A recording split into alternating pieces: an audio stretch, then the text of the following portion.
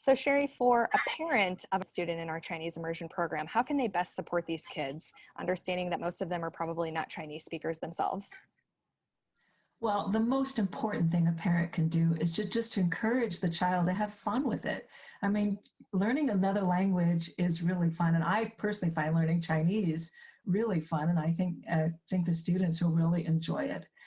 So I would encourage your students to have fun with this, to enjoy it.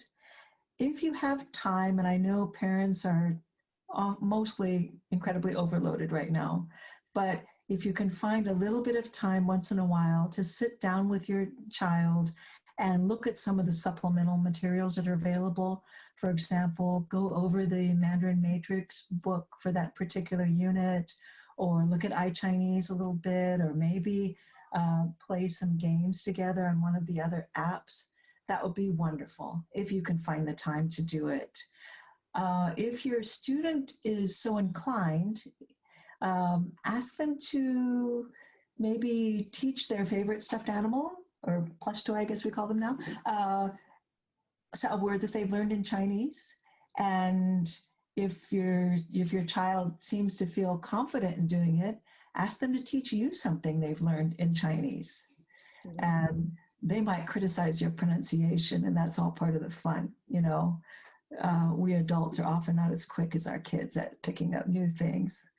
So I would encourage you to have your child play around with the language as much as possible, All but right. don't push them. Don't do the Mandarin Matrix or something else like a homework exercise. We don't want them to feel that this is a chore for them, but Yeah, just we something to enjoy.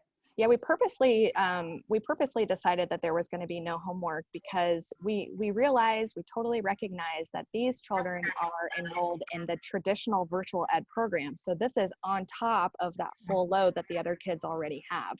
So, if there is not any extra minutes in the day, they will be okay.